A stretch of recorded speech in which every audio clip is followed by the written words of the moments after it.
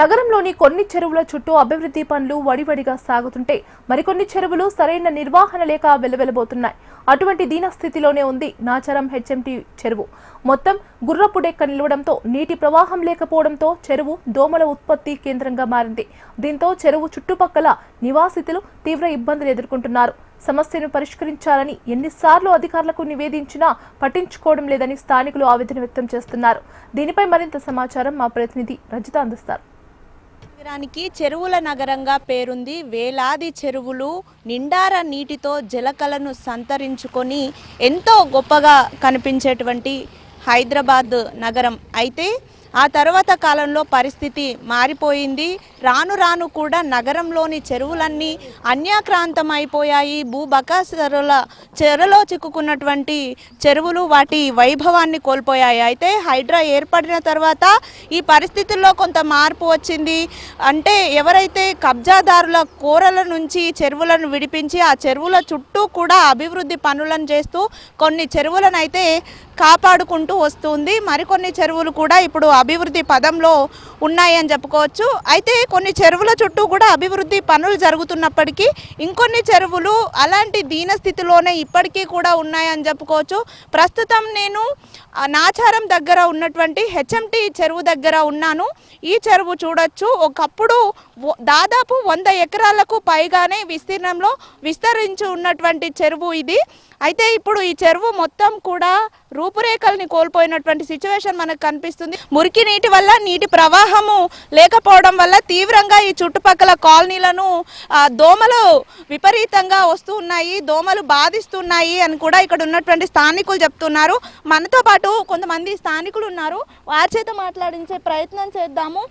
Sir చెప్పండి, ఈ చెరువు అంటే ఎన్ని రోజులుగా మీరు చూస్తూ ఉన్నారు? ఇప్పుడు దోమల సమస్య కూడా ఈ గుర్రపు డెక్క వల్ల వస్తుందని చెప్తున్నారు.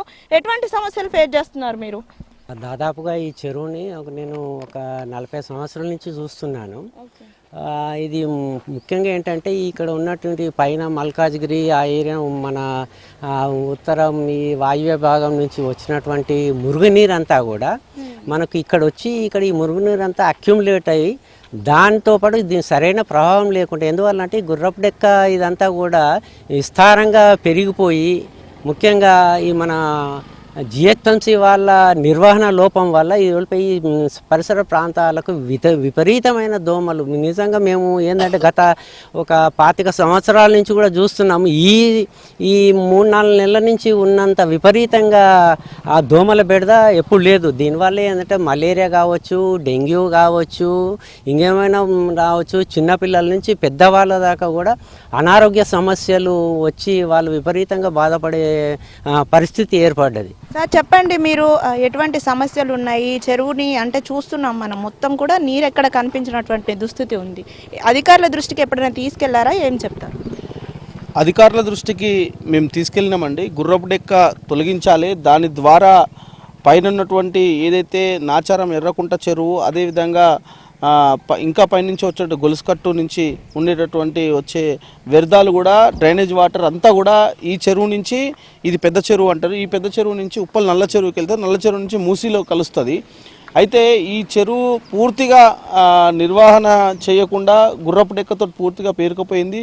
వ్యర్థాలను తీయకపోవడం ద్వారా ఇక్కడ దోమలు విపరీతంగా వృద్ధి చెంది ఈరోజు మొత్తం బస్సులలో కాలనీలోకి కూడా వచ్చి పబ్లిక్కి తీవ్ర ఇబ్బంది అవుతూ ఉంది. మేము ఎన్నోసార్లు అధికారుల దృష్టికి తీసుకెళ్ళినాం. ఈరోజు మన ముఖ్యమంత్రి రేవంత్ రెడ్డి గారు పక్కనే ఉన్నటువంటి చెరువుకేమో కోట్ల రూపాయలను శాంక్షన్ చేసి సుందరీకరణ చేపడుతున్నారు, ఉప్పల్ నల్ల చెరువు. మరి ఇక్కడ చిల్కనార్, హెచ్ఎంటీ, కళ్యాణ్పురి బార్డర్లో ఉన్నటువంటి ఈ చెరువు, ఇంత పెద్ద చెరువుని ఇంత నిర్లక్ష్యంగా ఎందుకు వదిలేసినారని చెప్పేసి మేము ప్రశ్నిస్తూ ఉన్నాం.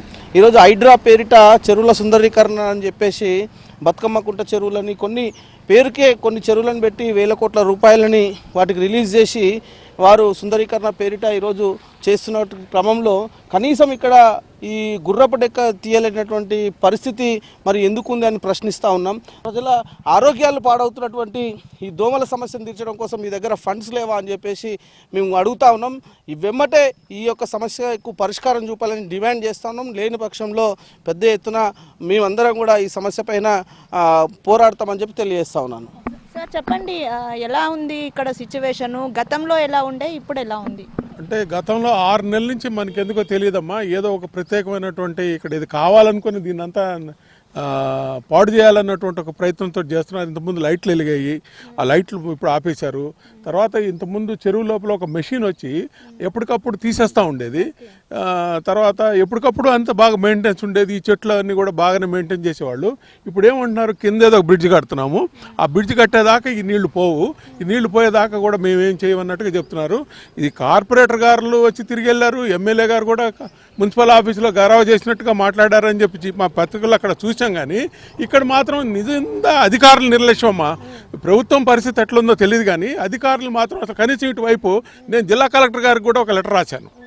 మన ఫోటోలన్నీ పెట్టి కూడా ఆయనకి మేడ్చల్ జిల్లా కలెక్టర్ గారికి సుమారుగా 10 రోజులైంది లెటర్ రాసి. ఆ లెటర్ రాసిన తర్వాత కూడా కనీసం ఇటువైపు వచ్చి చూసినోడే లేడు. తీవ్ర ఆవేదన వ్యక్తం చేస్తున్నట్టుగా కూడా మనకు చెప్తూ ఉన్నారు. అయితే ఈ తక్షణమే అంటే గతంలో ఈ చెరువు నిర్వహణ కొంత బాగానే ఉన్నప్పటికీ ఇటీవల కాలంలో మాత్రం మొత్తం నిర్వహణ లోపాల వల్ల ఈ చెరువు ఈ విధంగా తయారైంది. అధికారులకు ఎన్నిసార్లు చెప్పినా కూడా వారు పట్టించుకోవడం లేదని ఇక్కడ ఉన్నటువంటి స్థానికులు ఆవేదన వ్యక్తం చేస్తున్నారు. ఇప్పటికైనా అధికారులు స్పందించి తక్షణమే కూడా ఈ చెరువులో ఉన్నటువంటి గుర్రపు డెక్కనంతా తొలగించి సమస్యను పరిష్కరించాలని కోరుతున్నారు. వీడియో జర్నలిస్ట్ సతీష్తో రజిత, HM టీవీ, హైదరాబాద్.